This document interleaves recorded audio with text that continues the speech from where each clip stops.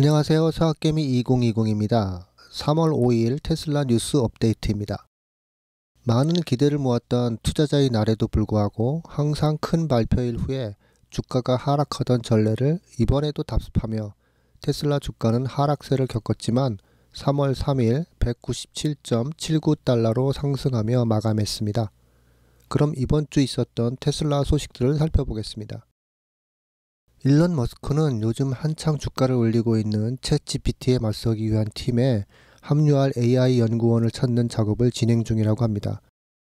오픈 AI가 지난 2-3개월 동안 입증한 것이 있다면 AI가 단순한 연구 프로젝트로 끝나지 않고 수익을 낼 수 있다는 것입니다. 마이크로소프트의 투자를 끌어냈을 뿐만 아니라 전통적인 경쟁자인 구글, 아마존과 다른 경쟁자들을 각성시키고 있습니다. 더 인포메이션지 보고서에 따르면 일론 머스크는 이 경쟁에 다시 참여하려고 하는 것으로 보입니다. 2015년 오픈 AI의 공동 설립자인 일론 머스크는 2018년 이사회를 떠나 프로젝트와 거리를 두어 왔습니다. 그는 오픈 AI에 대해 감탄과 회의적인 반응을 동시에 보였습니다. 인공지능의 첫 번째 대성공 프로젝트인 챗GPT에 대해 머스크는 우스운 좋은 기업이라고 불렀지만 그 이후로 마이크로소프트가 빙 검색 엔진에서 이 제품을 구현한 것을 비판했습니다. 인포메이션지는 머스크가 그 이후 그의 팀에 합류할 AI 연구원들을 찾아서 실리콘밸리로 갔다고 보도했습니다.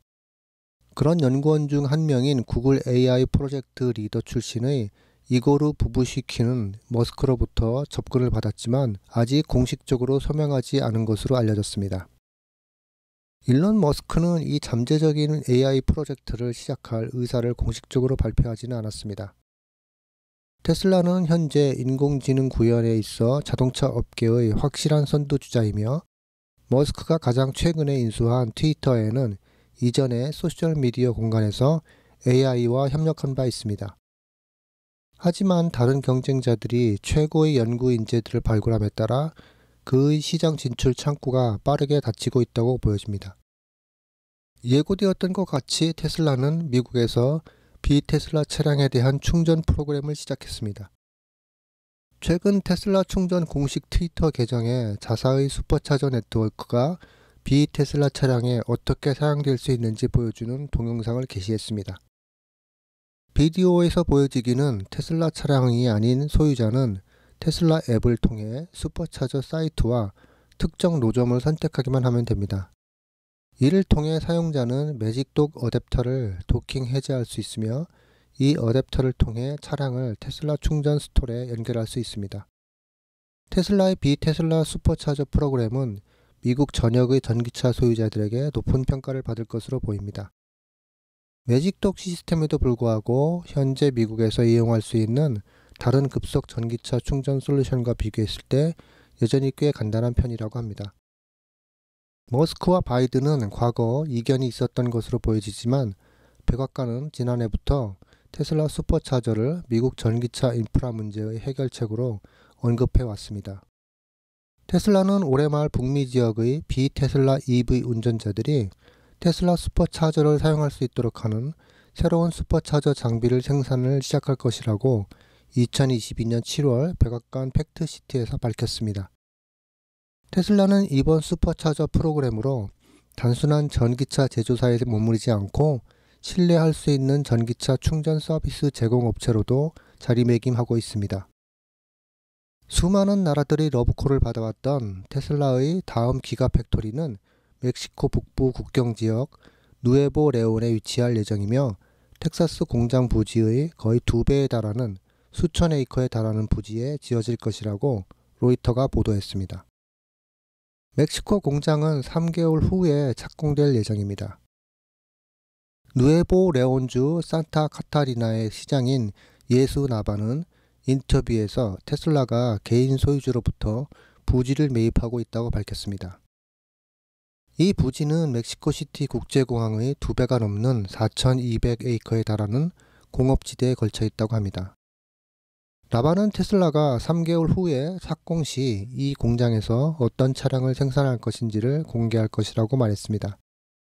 일론 머스크는 멕시코 대통령이 테슬라가 멕시코 북부에 조립 공장을 건설할 것이라고 밝힌 지 하루 만인 수요일에 이 프로젝트를 발표했습니다. 테슬라는 당초 50억 달러를 투입하고 5천여 명을 고용할 예정이었지만 궁극적으로 최대 1만 명의 인력을 투입해 프로젝트에 총 100억 달러를 쏟아부을 것이라고 나바는 덧붙였습니다. 나바는 이는 엄청난 경제적 파급 효과를 가져올 것이라고 했으며 자동차 산업 공급 업체들이 이미 산업 공간이 풍부한 이 지역에서 입지를 확대하고 있다고 했습니다. 멕시코 정부는 이 공장이 세계에서 가장 큰 전기차 공장이 될 것이라고 주장합니다. 멕시코의 가장 큰 도시 중 하나인 몬테레이 근처에 있는 산타 카타리나 시의 위치는 미국과 멕시코 국경에서 불과 몇 시간 남쪽에 위치합니다. 멕시코 고위 관계자는 기가팩토리가 연간 약 100만 대의 차량을 생산할 것이며 이는 테슬라의 전 세계 생산 능력의 3분의 1에 해당할 것이라고 말했습니다. 일론 머스크는 최근 게시물에서 사이버 트럭이 경찰 차량의 다음 단계가 될 것이라고 언급하며 사이버 트럭 홍보에 나섰습니다. 특히 경찰 부서가 전기 자동차의 장점에 더 익숙해지면서 경찰 차량으로서의 테슬라 사용은 꾸준히 증가하고 있습니다. 지난 8월에만 볼도시 경찰국은 여러 대의 테슬라 모델 Y 차량을 구매했다고 밝혔습니다. 경찰은 모델 Y 경찰 차량 채용에 설득력을 가지게 한 것 중 하나는 원격으로 문제를 해결할 수 있는 능력이라고 언급했습니다. 최근 트위터에 올려진 글에서 경찰 업무에 적합한 테슬라 모델 3의 짧은 동영상이 공유됐습니다. 일론 머스크는 사이버 트럭은 훨씬 더 나은 경찰 차량이 될 것이라고 하며 사이버 트럭은 다음 단계가 될 것이라고 언급했습니다. 사이버 트럭이 경찰에게 좋은 차량이 될 수 있는 많은 이유가 있습니다.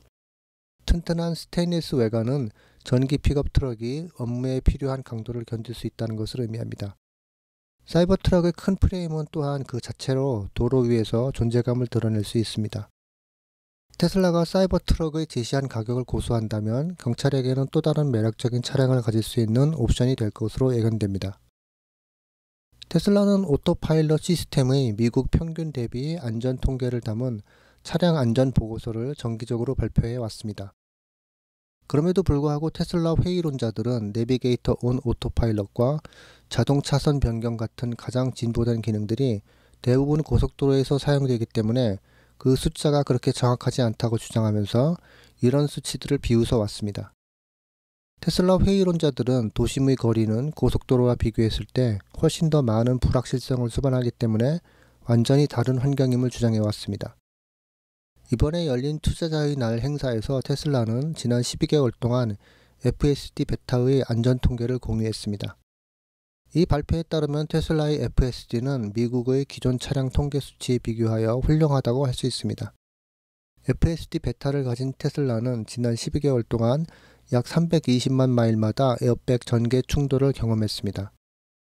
이것은 가장 최근에 미국 경찰이 보고한 충돌당 평균 60만 마일보다 약 5배 더 안전합니다.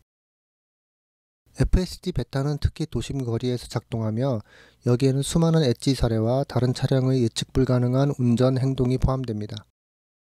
테슬라의 2022년 3분기 차량 안전 보고서에 따르면 오토파일럿을 사용하는 차량은 626만 마일을 주행할 때마다 한 번의 충돌을 보고했다고 합니다. 오토파일럿을 사용하지 않는 차량은 171만 마일을 주행할 때마다 한 번의 충돌을 기록해서 FSD 베타로 운행되는 차량이 조금 더 안전한 것으로 보입니다. FSD는 테슬라의 가장 논란이 많은 혁신 중 하나로 남을 것으로 보이지만 채택률은 꾸준한 속도로 증가하고 있습니다. 투자자의 날 발표에 따르면 FSD와 오토파일럿은 여전히 테슬라의 전체 계획에서 중요한 구성 요소입니다. 이들 시스템이 테슬라 차량의 이용률을 높일 것이기 때문입니다.